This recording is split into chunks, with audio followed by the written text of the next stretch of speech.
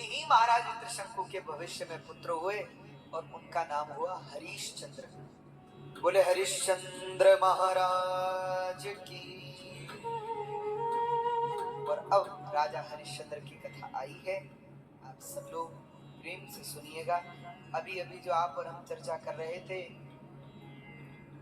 राजा नाम याचकम तथा, राजा को भी याचक बना देती है। याचक बना देता है कौन? बोले समय।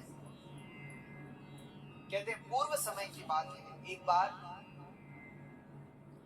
सब ऋषियों को देवराज इंद्र ने स्वर्ग में आमंत्रित किया था।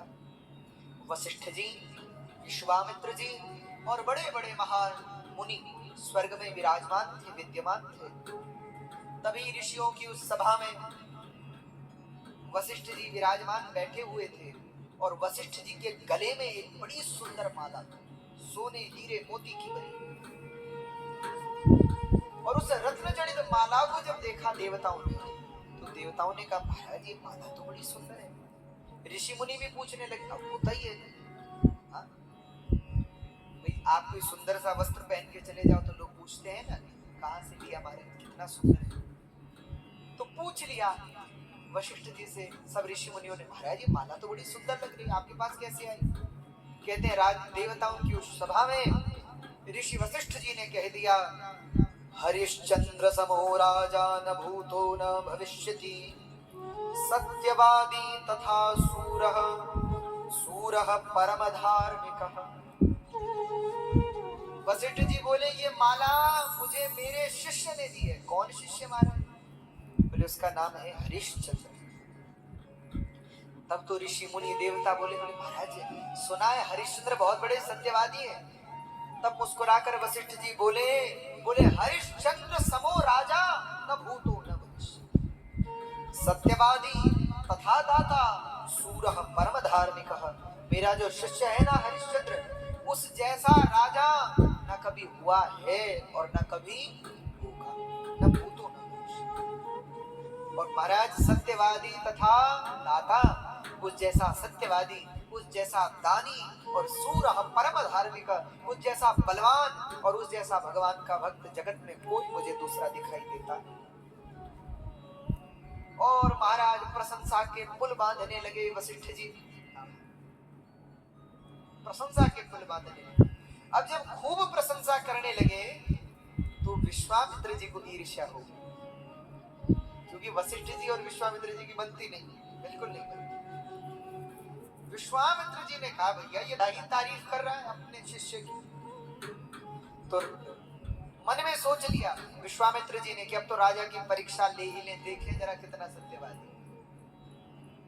और ये सोचकर जब सभा पूरी हो गई तो विश्वामित्र जी अपने आश्रम में आ गए। अब विश्वामित्र जी के मन में तो चल ही रहा था, क्या करूं क्या करूं। तो विश्वामित्र जी ने एक लीला कर दी। क्या? कहते हैं मायावी शूकर को प्रकट कर दिया, और वह मायावी शूकर जो है वो राजा हरिश्चंद्र के राज्य में चला गया और राजा के उद्यान को, बगीचे को नष्ट करने लगा। तब सैनिक उसे रोकने को गए, पकड़ने को गए, लेकिन उस बलवान शूकर ने सब सैनिकों को इधर उधर गिरा दिया महाराज, और वाटिका को नष्ट भ्रष्ट करने लगा। तब सैनिक दौड़ते हुए महाराज के पास गए, कहा महाराज एक विशाल काय शूकर राज्य में आ गया है और वह वाटिका को नष्ट भ्रष्ट कर रहा है, आप कुछ करिए। तब राजा हरिश्चंद्र स्वयं हाथ में धनुष बाण धारण करके उस शूकर को रोकने के लिए चल पड़े। लेकिन जब उस शूकर को रोकने के लिए राजा हरिश्चंद्र चल पड़े तो वो शूकर भागने लगा, और आगे शूकर और पीछे राजा। कहते चलते चलते सेना भी साथ ले ली, लेकिन राजा उस शूकर के पीछे रथ को दौड़ाते दौड़ाते ऐसे चलने लगे कि सेना भटक गई। सेना दूसरी ओर चल पड़ी, राजा दूसरी ओर। जंगल में राजा खो गए और वो शूकर भी अंतर्धान हो गया। अब राजा चिंतित हो गए कि अब क्या करूं। कहते राजा को प्यास लगने लगी, और तभी राजा ने क्या देखा कि सामने वृक्ष के नीचे एक महात्मा बैठा।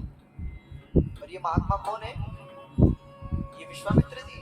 सब विश्वामित्र जी ने लीला कर रखी। महात्मा के रूप में बैठ गए। हमें प्यास लगी है, कहीं जल है? तो मुस्कुराकर महात्मा बोले, अब था। विश्वामित्र जी बोले राजन ये सामने देखो कितना सुंदर जलाशय, ये सरोवर जो है ना, इसमें जल पीने का भी बड़ा पुण्य है, तुम यहाँ जल पियो। तो राजा ने सरोवर का जल पिया महाराज।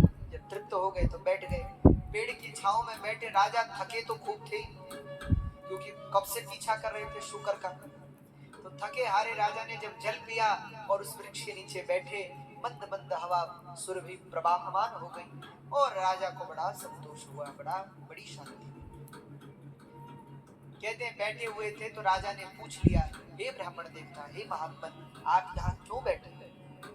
महात्मा बोले, हे राजन, ये जो स्थान है ना, ये कोई सामान्य स्थान नहीं है, महान तीर्थ। इस तीर्थ में जो व्यक्ति दान करता है, इस तीर्थ में जो पुण्य करता है,